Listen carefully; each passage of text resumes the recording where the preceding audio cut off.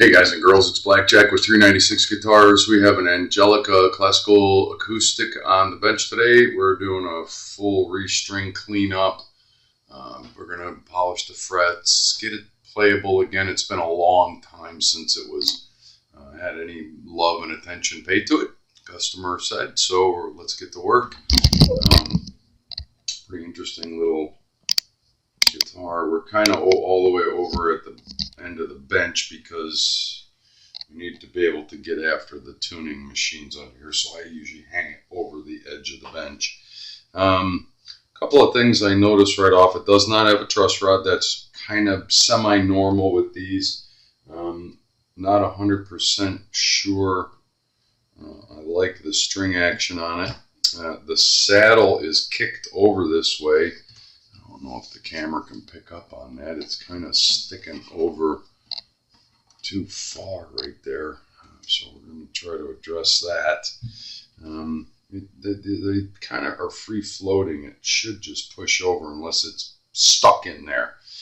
I don't know what this is. It looks like a paper or something laminated to the bridge, and the strings kind of go over it, but it's peeling and delaminating. I've never seen that. It looks like a piece of paper. We're going to find out here. Toot sweet. My guess is the nut is probably going to pop off. It's very common on these. I don't know why, but the frets are green. The board is drier than a popcorn fart. Strings are absolutely gapped. By the owner's own admission, it's been years. So, yeah.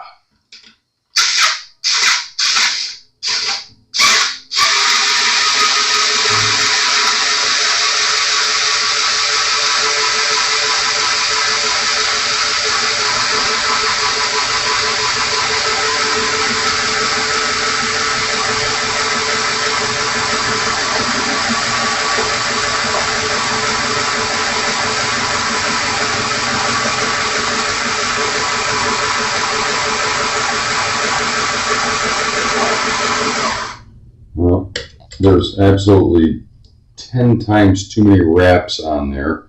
It was probably close to a foot of wraps in there. Yeah. And it wasn't locked in properly. I don't know how it was staying in tune. Because there's so much excess string on there, I'm going to pause, get the strings off of it, and then we're going to get to work on it. Stand by. So there's 10 minutes of my life I'll never get back. There was so much excess string on that. I think they used the entire string, whoever strung it up. It just doesn't need that much. Same rule applies. It needs 2, maybe 3 wraps, as long as it's locked in correctly. And I'm going to show you how to do that once we get all this stuff off. Really curious about that. It looks like it's laminated on there, but maybe not. Why would there be something on there like that is on top of the wood? It's just paper. I can tell it's paper or cardboard.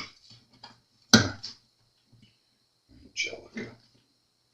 It says there's a serial number in there, but there's nothing there. It's worn off over the years. I guess this guitar is old. It's got some age to it. I don't know if it's special or not. It's special to the person that owns it. And that's what I'm going to take care of. Yeah, see. I guess that was laminated on there. It's trying to come off now. I'm going to leave it. I'm going to leave it on there. We don't have any bridge lift. That's encouraging. First things first. Yep, these frets need some love and attention. Green, I tell you. Absolutely green. Super fine Scotch Brite pad. It's not really a Scotch Brite pad. I don't know what you'd call it. what I use. And it took me a while to find the grit that I like. It says it's 600 grit, but more aggressive is, well, exactly what it says, too aggressive. And I do have, like, for really grungy ones, I have a P120, 180, sorry. And then this one is 600, 500. Take it for what it's worth. It's really fine. So that's what we're going to go to town on these frets. And you usually get, I don't know, 2 or 3, maybe 4 guitars out of a little piece like that. I actually have to order some. I'm running out. You'll know when it stops doing its thing. And all we're trying to do is take a little bit of the grunge off. I'm not going to go and do a complete polish job on this, but let's get the greenies off.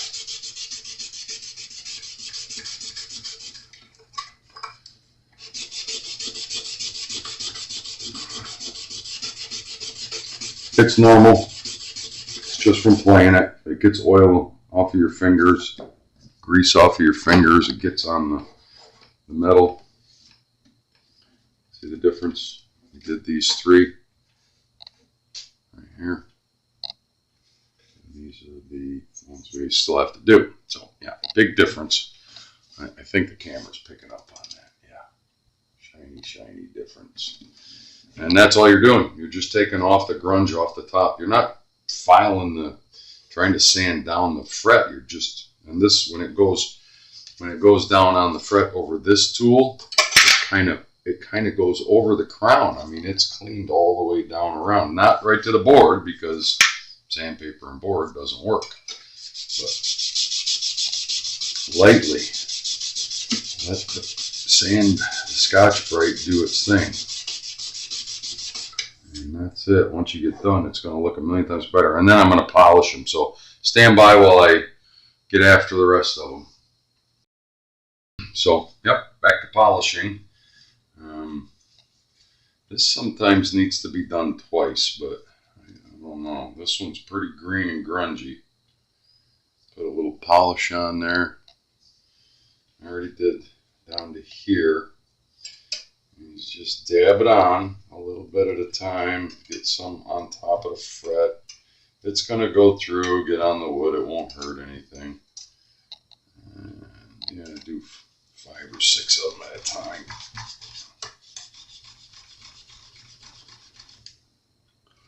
Yeah, that's your tarnish right there, coming off. Tarnish and or green goop.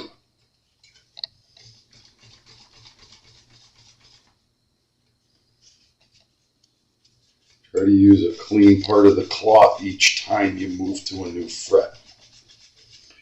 You don't want to be putting just the same tarnish from the previous fret back on the fret you're trying to clean.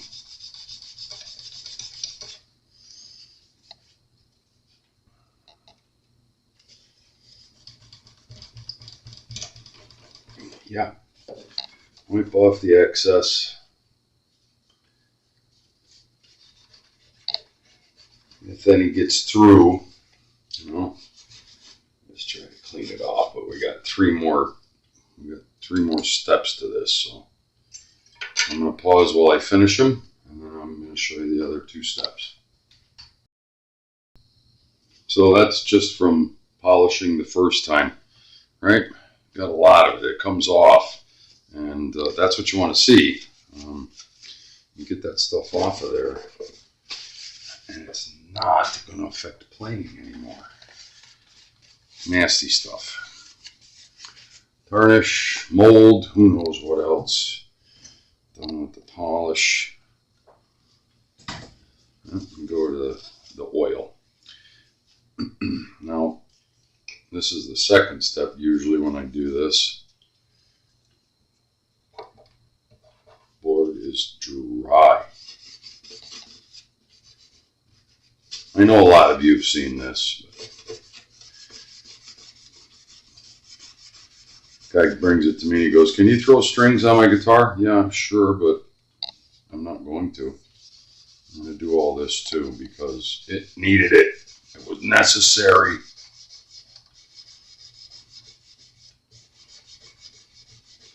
See the difference? You see the difference? Wood wants to breathe.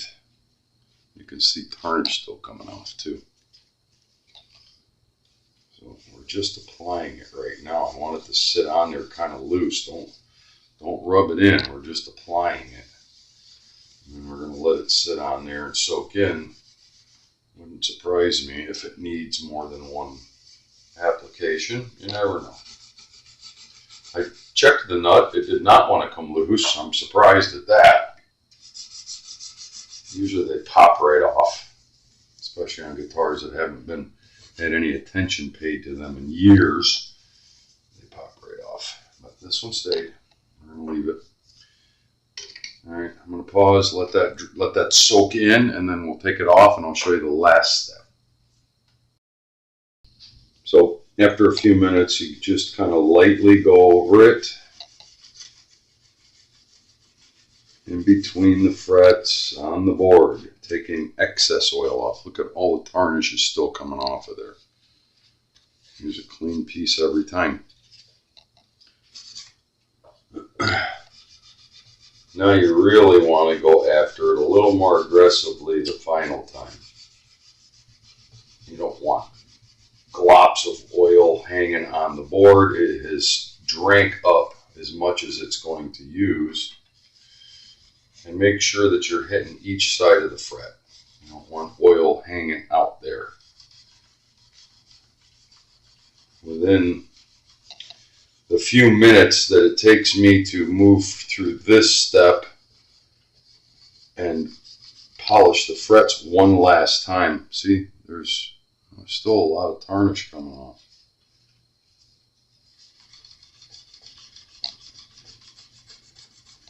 Some of it is dye, but in the wood. But that's tarnish. That's gray.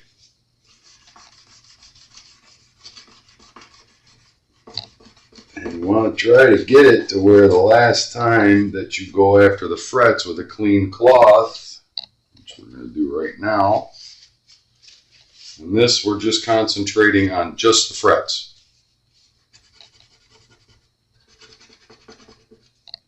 There shouldn't be that much left. And this will put the last little bit of shine on it. And that's the appeal that you're looking for. See, it's almost all gone.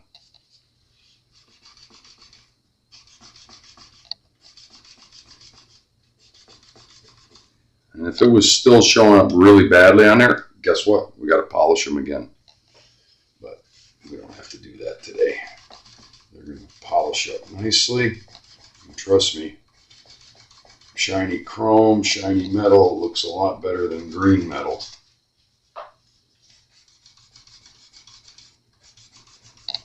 And this is just the fret I'm bumping on.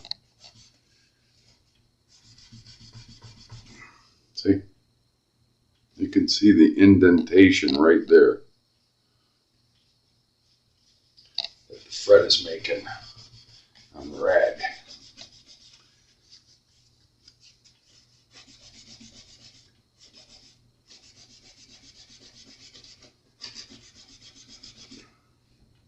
You follow?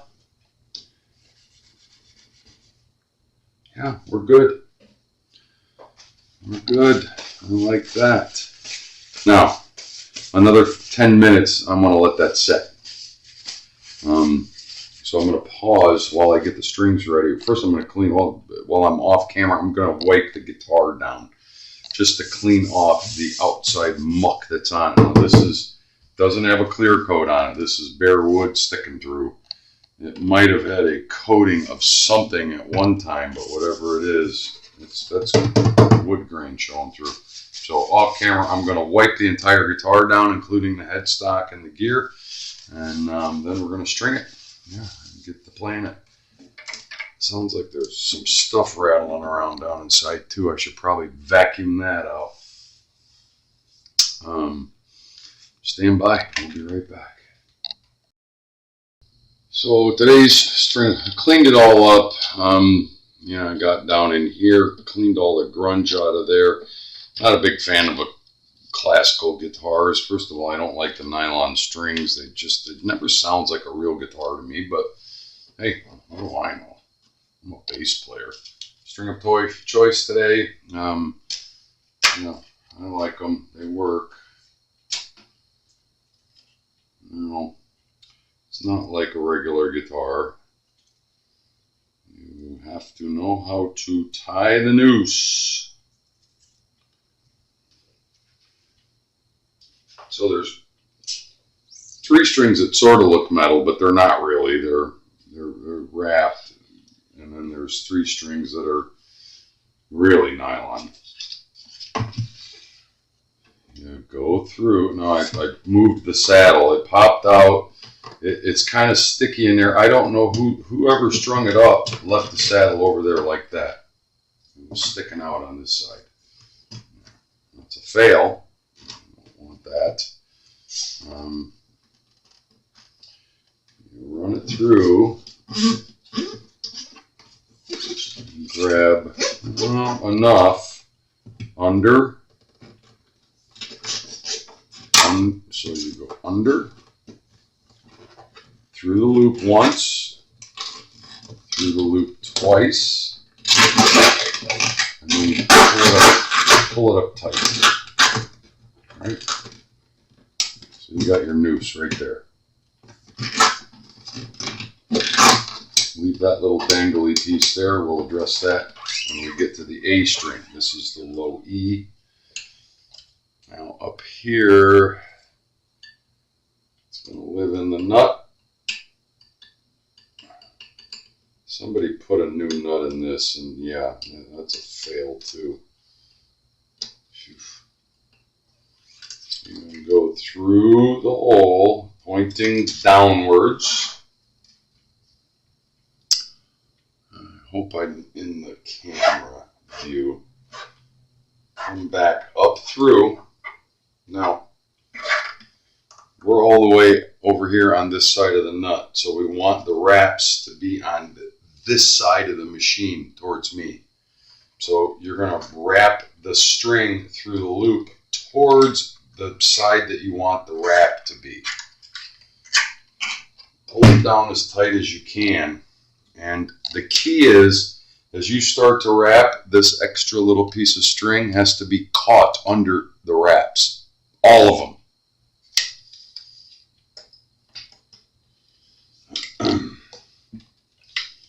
I'm probably getting really close to being out of view here. I'm going to try to adjust a little bit more and get just the headstock in there. There we go.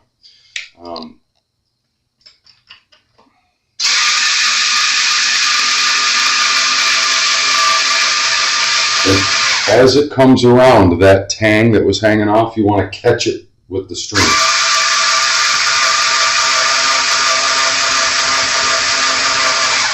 Each time. And neatness counts.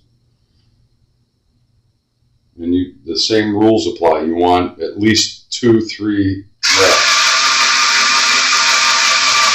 When you get to 3 wraps, you should be starting to get tension if you do it the right way. And it's coming around to just start to tension up. Now,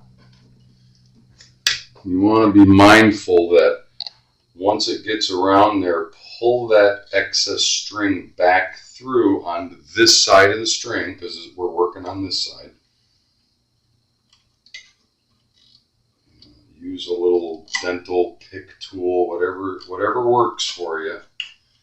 Get it pulled through to make sure that the next wrap catches that last little bit. And it's tricky. It doesn't always cooperate. There. See there? Pull it over tight. So now, this next wrap is going to come around and start to tension the string. And it's locked in there now. I'm going to put a tuner, see where we're at. Right on E. Sometimes I amaze my own damn self.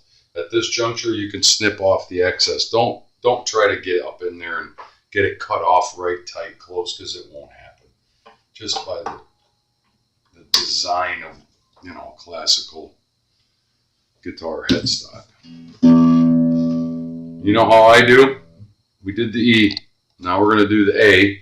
And each successive string, go back and tune all the ones that you've got on there. By the time you get done, you're going to be close to in tune. These take a long time for the strings to stretch because they're much slinkier and stretchy. That's a D, that one A. Of course, the wrong goddamn string. Yeah, these classical guitars, when you restring them, they take a long time for the strings to stretch and settle. So, we're going to the A string and find your hole. Get underneath that little tab right there. Because when you make your noose, you're going to catch that tab and lock it. So it can't come loose here and it can't come loose here. It's locked on both ends.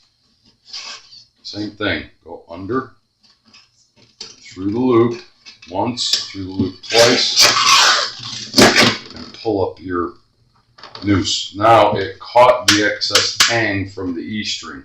That's how it locks that in. When you get to the end, it's a little bit different. I'll show you that. As I string this up, I will be right back. Try to leave enough that looks like it's too much. You know, just enough to get your loop tied up here. Now we're on the A string, but we're still going to try to have the wraps on this side. So you're going to pull through the loop towards you, pull it down tight, hold the tang, and go to wrapping. Catch that tang with each successive wrap. And don't forget, when you get there, to pull it through and make sure that it's in position when you come back around.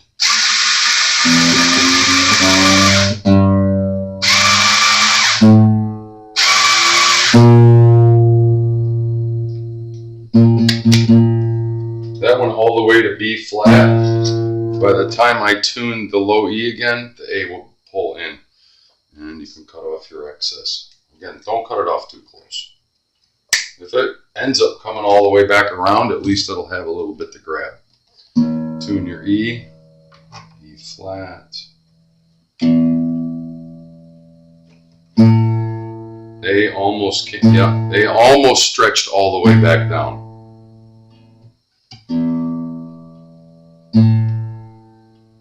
Perfect. Okay, so the next step is, before you go to E, A, D, we're going to the D string, you want to cut off the E tang that got caught by the A string. Snip that off nice and close.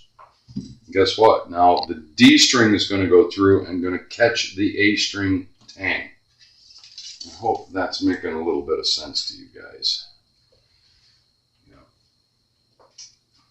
Classical acoustic guitars are a little bit different animal.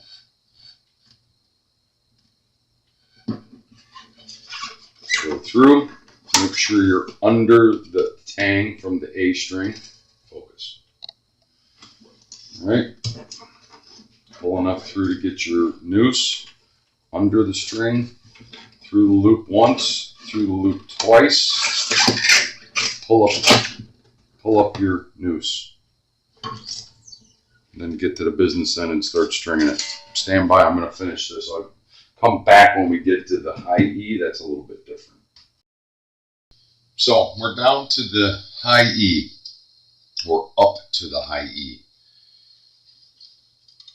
Push it through. It's going to find its home right there. Same process. We're going to catch that tang that hangs over but there is no next string to hold the high E and lock it onto the bridge. So we're going to tie a little knot, and I'm going to tell you why we do that. Now, this may lock itself and tune up just fine, but if you don't put that little knot, one single knot right there, right? One single little knot, and make it tight. If you start to tension it up and that tries to keep pulling through, eventually it'll undo, the noose will undo, and you'll start all over again. And not only that, you'll have to get a new string because it's been schwanzed. Same thing, under the string, through the loop once, through the loop twice, catch the previous string, which in this case is the B string. Pull your noose up tight. And we go to tune, and we're going to wrap it around just like we did all the rest of them. And this one is the high E, so we're all the way at the end of the nut. We want the wraps to be on this side. Make sure you don't have too much, but make sure you got enough. Now, I usually go a little shorter on the high E because I know that's going to pull through. I just as sure as God made little green donuts, it's going to come through. It's going to, as we tension up, it's going to pull through. So you only have so much real estate here on the tuning peg to wrap, to get your wraps, and you don't want your wraps to start going into the headstock, if that makes any sense.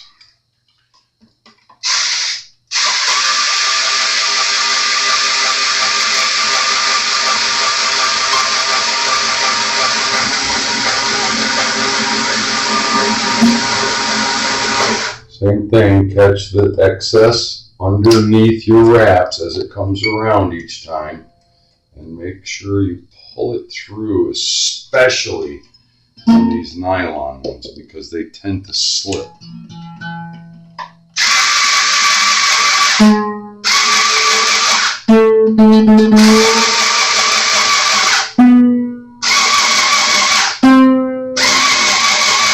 We're getting there.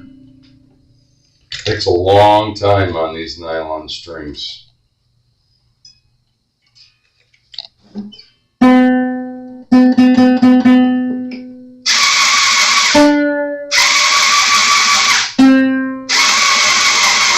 See, it's starting to pull through. When you get up to tension, I hit D on my way to high E, and it started to pull the excess through.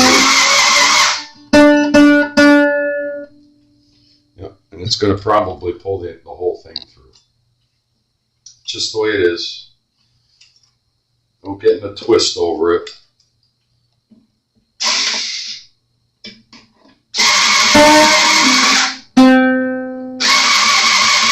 Pulling through, and it stops. Once that knot hits the noose, it can't go any farther.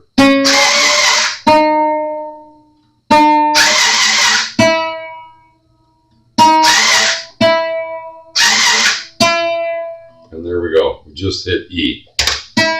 And of course, it's going to go flat for 2-3 days, a week. But it can't go anywhere now. The knot stopped us. It continued to pull through, and that's the way they do. I was taught to do it this way. There is a way, but you have to skip a string and pull that tang back through so it locks over here, and it still will pull through. If you don't put that knot on there, it's a heartache. We're going to have to start all over again. This is the easiest way to do it, and at the end of the day, once it settles, you just snip that little tang off and you're done.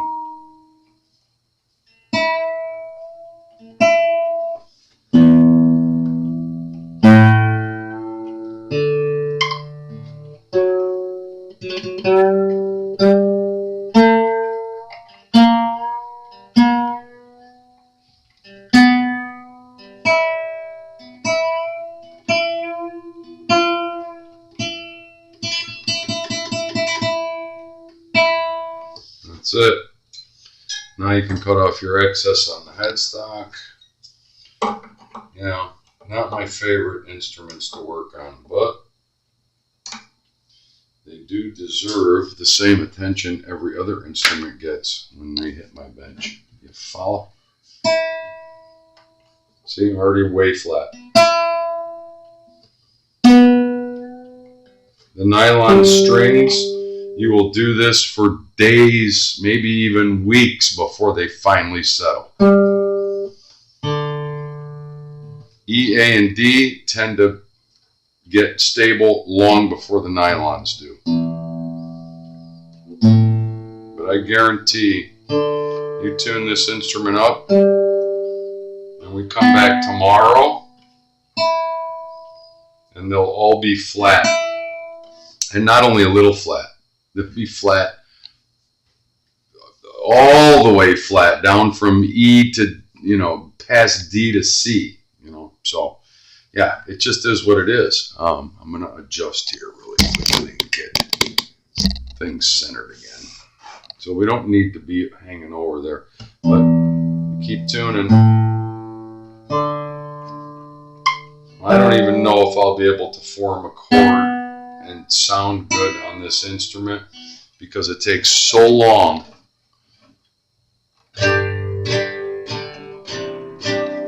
Yeah, it takes so long for the strings to get settled. But anyway, I showed you how to do it. I do it this way with the knot on the high E, and you make your noose, catch the tang all the way across. Be mindful of where you are on each side of the headstock when you're doing these. Yeah, that's it. That is how to string up. I mean, we did more than that. We cleaned up the fretboard, the frets, we oiled the board. I mean, look at how shiny those frets are now. Beautiful little instrument. It'll play well. It'll play really well. I am not going to get into changing string height and all that. It is what it is. These tend to be pretty high. I could undo it and start shaving the saddle down, but that was not a customer complaint. So he's used to playing the instrument this way, and that's the way it's going to live. All right. It's Blackjack with 396 Guitars. Thanks for watching. Thank you, all of you, for your support. My numbers have been going up consistently. I try to answer all of your questions. We'll talk soon. If you dig what I'm doing, like and subscribe.